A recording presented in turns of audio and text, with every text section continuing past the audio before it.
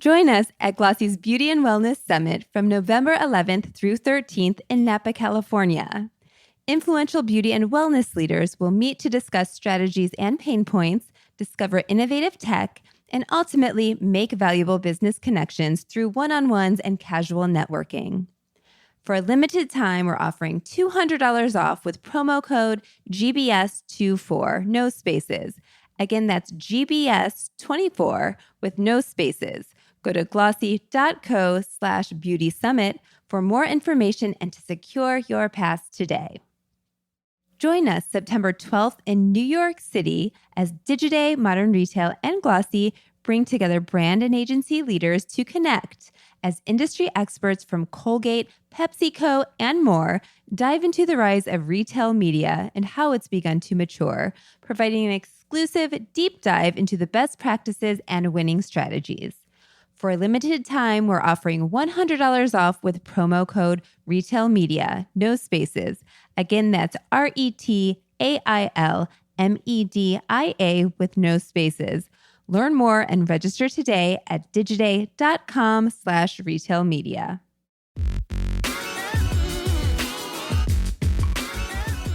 Hello and welcome back to the Glossy Week in Review podcast. I'm Zofia Zwieglinska, international reporter for Glossy, taking over for Danny, who's out for his honeymoon now. And this week I'm here with Glossy's editor-in-chief, Jill Manoff. Hi, Jill. Hi, Zofia. Good morning. Happy to be here. How are you? Yeah, great. Honestly, it's so fun to kind of look into topics. I know that Fashion Week's gearing up, so starting to kind of prep into that, get in that mindset. And this week we've got quite a few fun topics on the podcast. So look at the possibility of a US recession, which has kind of fluctuated over the last couple of months, and we're seeing how it will affect fashion brands in particular. Then a look at the election and kind of the way that brands are able to get in on some of that action without maybe the repercussions of it. They're able to screen influencers, for example, on their political views, and we'll get into that, as well as the crackdown on fake reviews by the Federal Trade Commission, which is something that is announced this week, and very kind of exciting considering the number of fake reviews that you see online. So yeah, let's get into some of these topics. And first, obviously, let's talk about the kind of looming US recession and how it's affecting American fashion brands. I know that there's, a real slowdown in consumer spending, particularly in luxury and the fashion sectors. And in the US over the last couple of months, it's been quite significant and particularly affecting kind of US fashion brands. The GDP growth rate has slowed down to around 1.8 and 1.3 compared to some higher rates last year. And that kind of points to an economic slowdown, and there's spending tightening. I think there's been some decrease in retail sales in the apparel and accessory sectors. They've indicated a 4% decline in clothing sales in the last quarter alone. And inflation is obviously also contributing, as well as unemployment, which all kind of hover around the kind of 4% mark, which is not brilliant for kind of looking at what the state of the market is and whether people are hiring. And I know we've had some interesting earnings this week that kind of relate to this. Jill, I know that you probably had a look at the Tapestry earnings this morning. So this will be coming out the day after, but we were looking at it a little bit ahead. And I know that they've reported a minus 1% growth in the US today. And all of their brands primarily rely on the North American market, whereas Capri Holdings record a $1 billion in sales, but a 13.2% decrease, and they didn't even have an earnings call as a result. So, Jill, what are your thoughts on all of this, and kind of where do you think that American brands will be most affected? I have so many thoughts. It's interesting that a lot of the earnings show the decline in North America in the States, whereas maybe Europe and Asia are growing. First of all, there's an interesting news report that 59% of Americans think that we're already in a recession. So I'm sure that a lot of them are proceeding accordingly. Obviously, inflation's happening. There's to me, how it reads is that it's only a matter of time. And the only thing that's keeping us from like an official recession is like people are still spending, but they're spending on credit cards. And now like there are delinquency payments and all of these things happening where people are understanding we can't do this for such an extended period of time. So prices are higher. People are relying on credit cards. Their borrowing costs are high. There's low wage growth, and the hiring numbers are all down. And there are all these cues that a recession is happening. So anyway, in terms of the brands, let's get to the point. Okay, I think there's a lot wrapped up in the brand's over-reliance on department stores, which a lot of them are trying to pull out of. But there were some recent reports. Bain just had one that showed Gen Z shoppers, like there's a sharp decline in their perception about department stores, and that the positive perception tend to be people over 45, which do have the spending power. And yet where we're seeing positive notes are from like the Ralph Laurens of the world, where they're reporting strong numbers in direct to consumer, and that's where they're able to tell this compelling story and make it very clear why people should buy from the brand and buy clothes when we're all coming out of the pandemic. Everybody wants to travel and I don't know, go to a concert, and I don't know, they're in this like health mode, like they want health and wellness and all those things wrapped up in that. Like, why buy clothes now? It just seems like the last thing on the list. So for a brand to be able to tell the compelling story, we see Essence as a multi-brand retailer that's really kind of, they have a point of view, and that kind of matters. And that's kind of lost in the North American department store market. We've talked about like Selfridges is so much better than anything that we have here. And so I think that this whole shakeup with Saks and Neiman will hopefully be positive in the outcome. But anyway, I'm talking a lot, but I think that has a lot to do with it. And also as brands kind of aim to right track the business, they're pulling back on discounting at a time when consumers are looking for value, like quality for their money, not necessarily a discount, but you have to show that there's value there. And it just seems like a clash of priorities on behalf of the brands and the consumers. What do you think? Yeah, no, I definitely agree with you. I think me and Danny have spoken about this on the podcast before, that, chasing discounting is something that brands are kind of now moving away from, but it's also coming at a time when consumers are kind of looking for those discounts more than ever. And actually, I kind of read through some of the Amazon earnings report, because obviously a lot of their products in the fashion section are kind of focused on value. People end up getting basics and deals through the platform. And they say that a lot of their consumers are kind of tracking towards that they're looking for more deals. They're looking at like price competitive, like new items, even if it's from brands that they don't necessarily kind of recognize. So again, like that brand loyalty is going down. And because of I guess the growth of similarity of products, there's a lot of product out there that can be bought for cheaper, even if the kind of originator, let's just say, might have had, that item at a higher price. And I think that it's when you've got that differentiation, like you said, with Ralph Lauren, obviously the polos, they've got so many kind of key staples that I don't think you can buy at that quality anywhere else. So I'm assuming that that's how they're kind of differentiating it. And even kind of looking at, other affordable lines, I think it's something that a lot of brands are kind of looking at ways to kind of get in on that. I think the Walmart launch of its recent kind of Gen Z label, like that's something that shows that there's more, I guess, push for affordability, and a lot of young people specifically are looking to that. I know that obviously with back to school season, like there's been a lot of talk about kind of thrifting. And I feel like that's still a big contributor, especially for younger people. Like a lot of their items are thrifted. It's not something that they're kind of looking for, super expensive pieces, unless it's like a cult item that they're really investing in.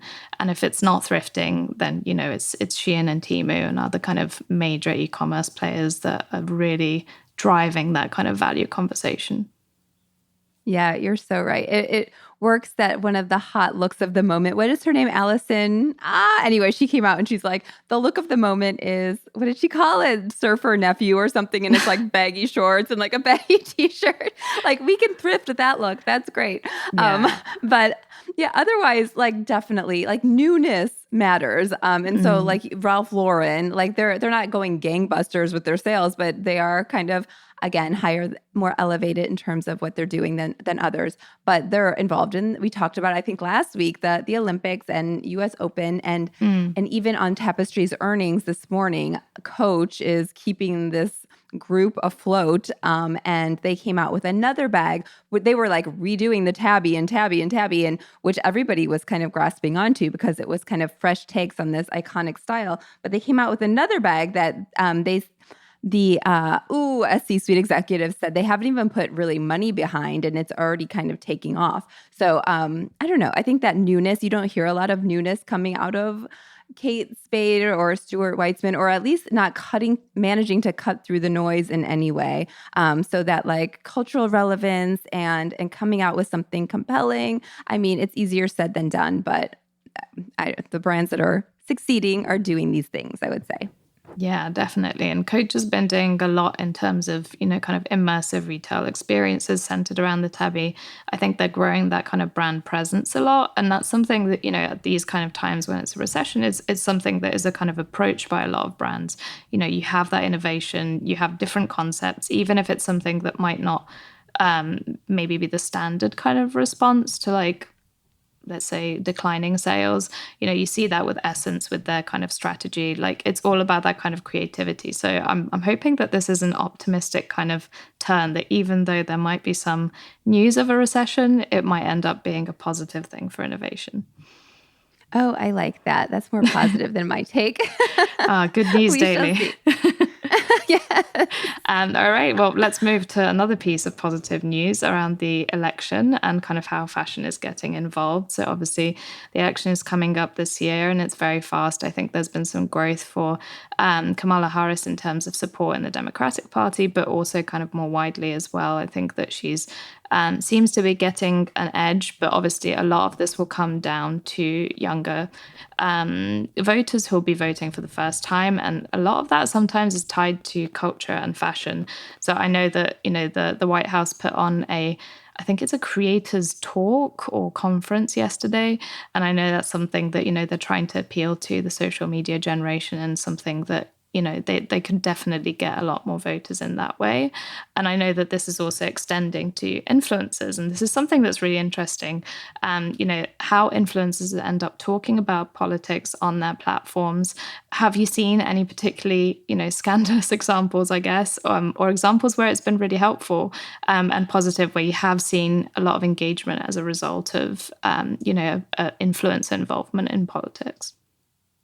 Oh gosh, I would say the loudest I've seen influencers as of late get in response to anything political is after the assassination attempt, and really, I mean, there were memes, there were questions, there was like, I don't know, people were mad on both sides of the political spectrum. So that was interesting. And it was interesting to see who, there was more chiming in by people I wouldn't maybe expect to be political. It was interesting. This really like pointed to, I guess, I don't know how influencers were motivated to go there. The influencer marketing company I don't know if you saw this survey that they did, but it was a couple of weeks. It was in July after the assassination attempt and after Harris was announced as the candidate. They talked to over 400 influencers they questioned them about their political involvement, I guess, in terms of their content. And some interesting facts, I thought. One question said, in general, how much do you post about politics or social issues? And a majority said occasionally. It was like 54%, which, I mean, occasionally is something. I wouldn't guess that. And only 31% said not at all. And then in the past 2 weeks, again, when all these things happened, has your enthusiasm or eagerness to post about politics or social issues changed? It has increased, said 52%. And then of the people who said that they do post about politics, I don't know, their intention to say more increased by 65%. So it's wild. And at the same time, I know you're going to touch on this, the fact that like the brand safe influencers are who brands are, they want to work with, or that's the, I don't know. I guess that's the implication for this other survey. But they had an open-ended question to their influencers. And I don't know, there was just an interesting comment in there that somebody said, I've always thought it was important to speak up, but lately, I've been seeing messaging around being quote unquote brand safe and not talking about politics. So now I'm not really sure where I stand, as I don't want to lose out on partnerships. So there's that kind of internal struggle where like they feel like they should stand up for what they believe, and at the same time, they know brands are looking at it and their AI is combing the system, and they know if they'll be flagged if they say anything political. So I think. Oh, maybe they want to do it, but will we see it? TBD. I don't know. We're seeing it a bit, I would say. Yeah, I think it's a really interesting issue because obviously for brands, a lot of the times, if there is political engagement, it can end up backfiring and then obviously affecting the brand in a negative way. I know that, for example, in the last couple of weeks, like Bella Hadid was pulled from kind of being the ambassador for Adidas because of her kind of outspoken comments around Gaza and kind of what's happening around Palestine and Israel. Obviously, she's very involved, but I would say that there's very few influencers or kind of celebrities within that kind of fashion space who are equally involved. And, obviously the election can get very heated. It is something that, brands could receive blowback from. It's interesting. And you mentioned obviously the kind of AI tooling. And this is something that's come out this week from influencer marketing platform Captive 8, who've got a media safety tool that they announced this week to screen influencers' content for potential risks. And it's obviously not just about flagging the major stuff. It's also about catching subtle cues, apparently. So everything is rated with A, meaning the influencer is considered very safe, whereas a C suggests caution. And obviously for brands looking to partner with influencers quickly and obviously make new partnerships quickly, I'm assuming this is also a bit of an efficiency tool. However, when you kind of start to talk about politics in this way, I don't know if that's maybe the best way to look at it. Obviously, a lot of kind of bipartisan efforts are made to get younger people engaged, but I'm wondering if removing influencers from that conversation because of the fact they might be outspoken is the best way to approach it when a lot of people are seeking out opinions from both sides at the same time avoiding misinformation, which can come out of these sources a little bit more just because these are not influencers are not journalists or publications. A lot of the times they don't go through fact-checking processes. So it can be quite tough to, I guess, rate the information as reputably as maybe something which has had that fact-checking process. And I think a lot of young people don't really realize that, and that ends up affecting their worldview. In the worst case scenario, in this case, it could potentially affect their vote. And I know that the fashion industry has been supportive of different political endeavors in other ways, and Vogue editor-in-chief Anna Wintour and designer Tory Burch are doing that this year by co-hosting a high-profile fundraiser in the Hamptons for Vice President Kamala Harris.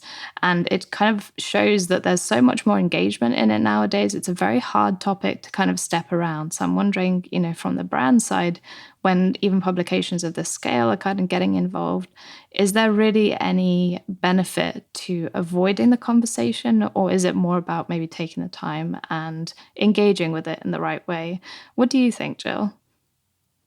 Yeah, I think it is about taking the time, coming up, like, where do I stand? Like, having an answer, especially if somebody asks you, like, what do you think about this issue?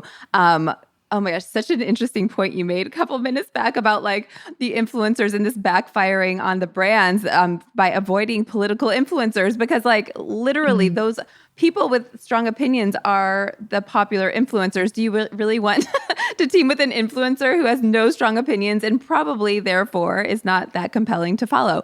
But anyway, and yes, definitely seeing more so. Vogue has been very vocal about their political stance for years.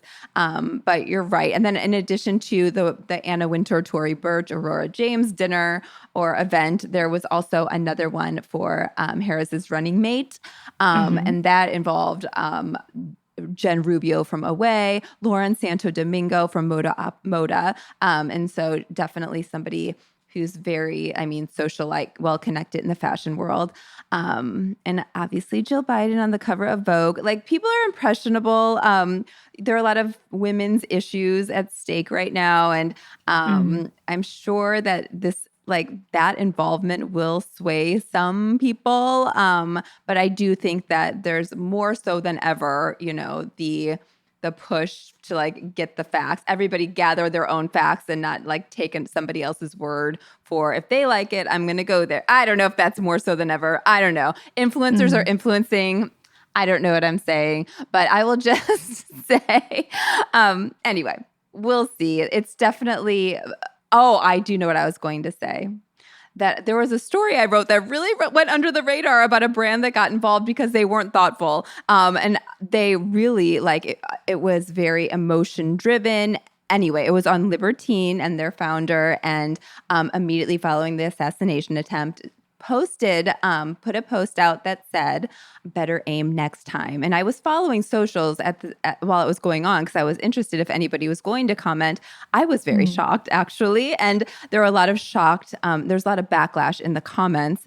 And that post came down within the hour. And the response to me was that they had been hacked. But, history is telling in terms of other comments that have been made. And so, may or may not have been hacked. I will say that. But it's just taking a thoughtful approach when you are vocal and when you are putting your stance out there, because people are impressionable and because, you are in an influential space, I guess. It's important. Yeah, no, definitely. I think that, again, a lot of these people have come to, be popular or be famous as a result of content on completely different topics. So it can sometimes feel a bit disingenuous for them to start commenting about topics which they might be slightly less informed in. And as a result, obviously, that ends up kind of affecting either the brand or the influencer. It can have, very bad effects. We've even seen some designers kind of comment on things in the past. I believe Dolce & Gabbana in particular as someone who have commented on various more controversial issues in the past, and something that you do see over and over in the industry where someone is outspoken for the wrong reason. I'm sure that a lot of PR people are going to be starting to get involved in influencers just as much as with celebrities and designers, as more people demand, I guess, political kind of accountability from influencers, even if they are using these tools and brands don't really give them as much visibility. Oh my gosh, I tell you what, Zofia, and then we can move on. This was wild. I mentioned this in that Libertine story, that when I went out to a bunch of PR people who very much they love to talk about themselves. If I want to ask about how should brands do this, and I want to use them as a source, they're usually very game and ooh, put me out there. But I asked them about how brands should approach politics, or if they should comment on political issues this election season, or what should be their approach. So many, I bet I reached out to 7 to 10. I got one response, and they were a freelance PR. I guess she was a consultant for brands, but so many PR companies, they didn't respond, or they said, we'd rather not comment on this. You don't want to comment on how it was just shocking. But looking back, maybe not. I mean, they probably are telling brands don't say anything, and they probably don't want to be on the record as saying that. Who knows? Yeah, I think it's quite famous in our industry that no comment is one of the most frequently heard replies when you ask about anything a little bit more thorny or controversial. And speaking of Aurora James, who was part of the Tory Burch and the Anna Wintour fundraiser, she actually was on the Glossy podcast this week, the latest episode prior to this one.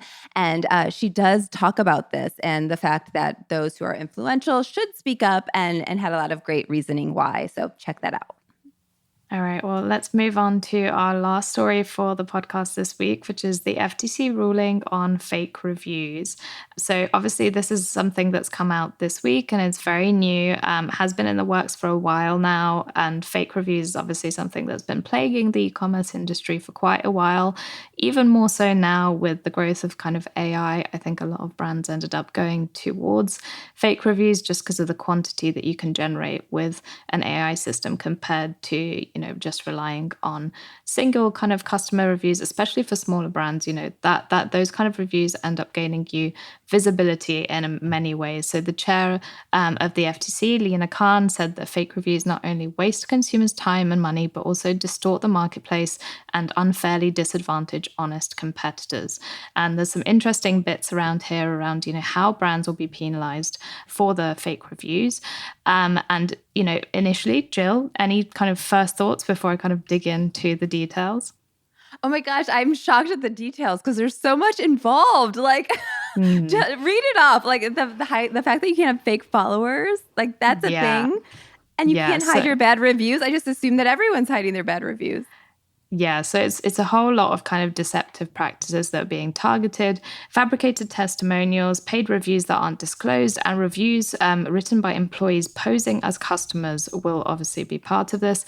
Companies that will be found to be using these deceptive reviews or testimonials could face fines up to $50,000 per violation. So obviously, I'm not sure if that is per individual review or if it will be per a group of reviews from a single source, but that is still quite a significant amount because obviously, if you're looking at thousands and thousands of reviews, which, let's be honest, most of these end up going into thousands, that is a lot of money that could be at stake. And additionally, businesses could be subjected to further legal actions, so something like an injunction and civil penalties. What do you think, Jill? Oh my gosh. Well, I think that AI has taken off and it's like there's mistrust galore. Like what in the heck can we trust that is real? And I think that this is an attempt to bring some law and order back to the world. I think that it will make a difference if they you only hear so many. It's few and far between that you hear that the FTC cracked down on somebody. Usually it's to set an example. So hopefully that they can enforce this. But yeah, this is the way people are shopping now. On Amazon, it's all about reviews. On Sephora, it's all about the reviews. And so I think that this will change things. A company that I think does reviews great and it does a great job is Rent the Runway. And because they have real people talking about their height and their weight and how things fit. They do a photo of themselves so you know it's real.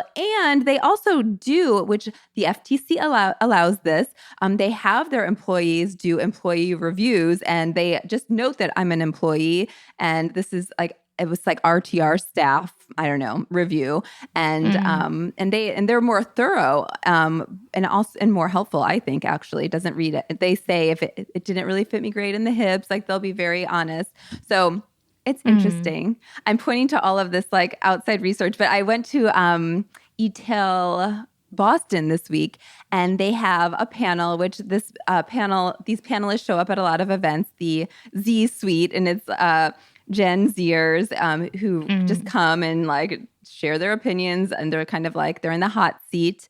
And reviews came up, and they all had differing answers about whether or not they use them. Somebody was very much like, no, I don't have time for that. Like, I'll look at what is the best seller, and then it's like other people on Amazon have already done the work for me. Like they're buying it. It's trusted. It's because it's a bestseller. Somebody else said, oh, yes. I look at the reviews, not only on the website, but then I go to Reddit for like validation and look at those reviews. And then I look at Substackers and see if the ones that I follow have recommended this or if they've talked about it. So they go in the weeds. And then a third person said, I won't buy without reviews. And they talked about they review products themselves on TikTok, and they're aware of like that AI generated reviews are happening and they want to dodge that. So they look for more, I guess, qualitative reviews about size, about fit, about people with body types like them. And so anyway, it was really interesting. And then everybody, all three of them said if somebody is on TikTok Shop and they are reviewing an item and they are linking out to a shop, like to a product that's shoppable, like, no, they don't trust that immediately. Like, you're selling me stuff, which is another component. FTC doesn't talk about. You can sell things that you're reviewing. But anyway, just interesting. Go ahead. Yeah, I mean, I think that this kind of harks back to the kind of ruling with Instagram and, obviously the way that they made it kind of a mandatory thing that you have to disclose when something is an ad. I think this is almost like the next stage of it, obviously involving video platforms like TikTok, is maybe they haven't really integrated that as much.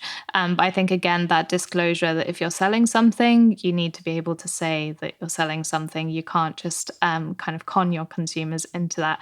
And it's really interesting that Reddit came up because obviously that's a platform that's been growing exponentially. It's been in a lot of conversations this week because of the fact that so many people are launching, kind of new things. And a lot of the times those honest reviews on Reddit are a big kind of driver. And the same thing with Substack, that's also been in the conversations, just the amount of people launching Substacks and whether those things are quality.